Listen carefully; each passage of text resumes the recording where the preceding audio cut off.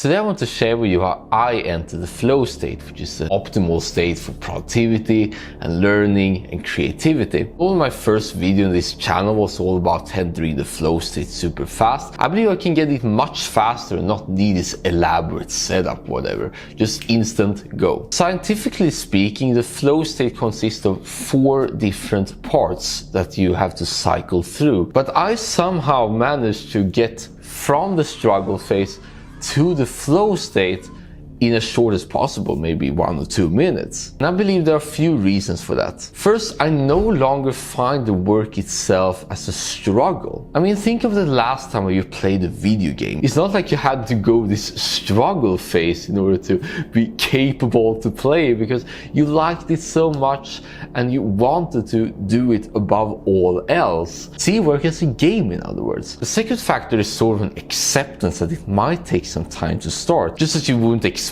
for a normal car to go up to 100 kilometers an hour after the first second. Then we also have the third factor, which is a clear goals thing. More clarity on what you need to do and what steps you need to take in order to get what you want, in other words. Speaking of clarity, that's the fourth factor I want to emphasize.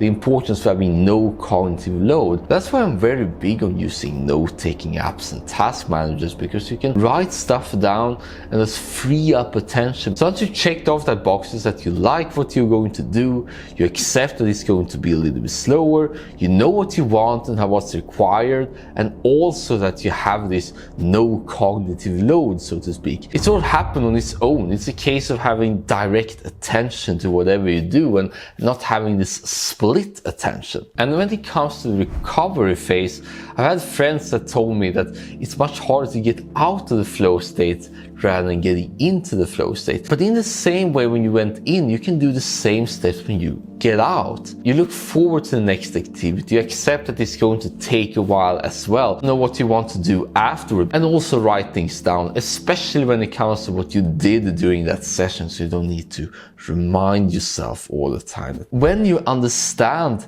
that you can interpret your sensations as beneficial, you can adjust what you're doing based around that. For example, I thought for a very long time, I pretty much brought up with a meditation practice, that I needed this meditation practice in order to function at my best. But then one day I discovered that I could still feel the same way whether I was doing the meditation or not doing meditation, and still do it quite good, because I was very comfortable with what I felt that time and expanded my comfort zone on what was required for me to do it. And that's this dependency versus support thing. When you initially wanted to do something just to support the activity, we can talk coffee, we can talk music, we can talk meditation and so forth. But over time, you get so used that it becomes more of a crutch. You need this in order to function. But now I don't need music.